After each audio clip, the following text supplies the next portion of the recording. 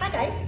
So today I have an exercise that I've actually been giving to a lot of my patients recently after kind of mishmashing a couple of concepts together, particularly for patients where the issue is a little bit sort of getting the core to work with the glutes, to work with the glute max, et cetera, and just kind of finding a way to get all of those components to work together with the right timing, but in a position, like as a beginner position kind of thing. So just to kind of, let's say they've just put their back out and they need an exercise that is maybe a little bit more advanced than the bird dog, or which includes getting a little bit more of a targeted approach on the glute med as well as glute med and min as well as the glute max.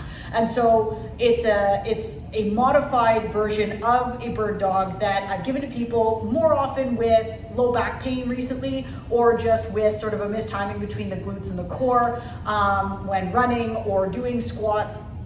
And it's a way to kind of get the ball rolling with rehab before giving more complicated movements like deadlifts or squats or whatever.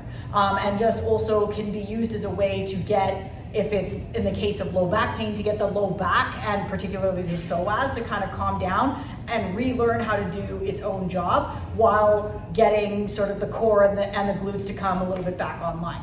So for this exercise, you're gonna need like a yoga block or a really thick dictionary or something like that. And you're going to set up on the floor with one knee on the yoga block in this like 4-point position. So one knee on the yoga block. And then from here, like ideally you probably want your shoulder or your hands to be just under your shoulders, but for demonstration purposes, I'm gonna make it a bit wider so you can see what my knee and hip are doing. And once in this position, and feel free to put like a towel or something like that on the yoga block or the book if you find it's a bit too hard on your knee, but make sure you do use like a solid support as opposed to, let's say, a pillow. And the idea is you're gonna start in kind of like this asymmetric position where you're going to let your knee drop down to the floor, and this is actually your start position for each rep.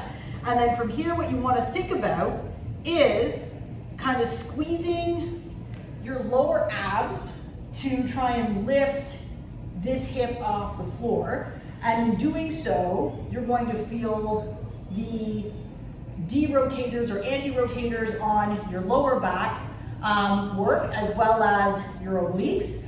And then you're going to hold it for a second or two at the top so that you start to feel your glute med, glute min start to work. So if I do this all in a single rep, I'm gonna, like I said, start with my knee down on the floor. And then from here, what I tell myself is to use my core to pull my leg up or to pull my hip up.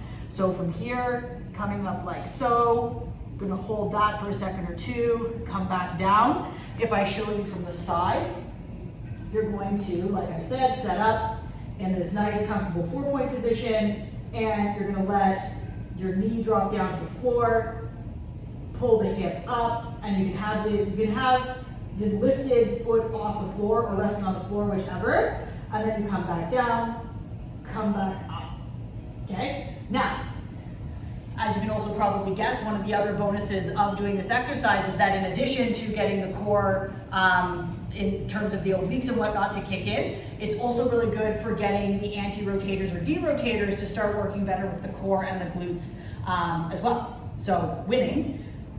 If you do this and it starts to get really, really easy, usually what I tell people to do is sit like 2 or 3 sets of 10 per leg, because if I want to strengthen this side of my back and get it to work with the opposite glutes, then I would let my right knee drop down. But at the same time, there's value in keeping things balanced so that you can make sure that the core and the glutes are working well side to side. So make sure to do, regardless of which side of your back is bothering you, you want to do both sides.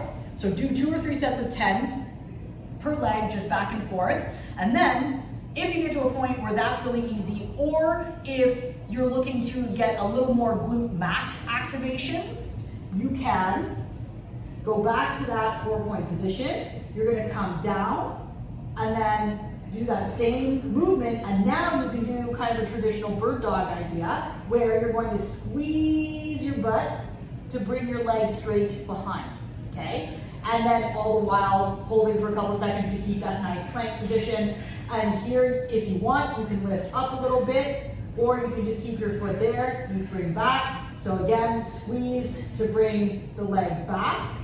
If you want, you can lift and hold for a second or two, come back down. I've also had a patient bring the leg back and do like a hamstring curl, and then come back down, and then bring it back this way. So really you can start to play with it in a whole bunch of different ways. And with the reason why I suggest sliding the leg back as opposed to just lifting the leg for the bird dog portion is that if you slide the leg back, it's far more likely that you're going to use your glutes. If you lift your leg and your glute max is weak, you're probably going to fall a bit into your compensation, or the most common compensation, which would be to overuse the hamstrings. So in total, you set up with a yoga block, in 4-point, you let your hip drop down to the floor. This is your start position. You're going to pull your knee off the floor. And then if this version gets too easy, you can think about squeezing the glute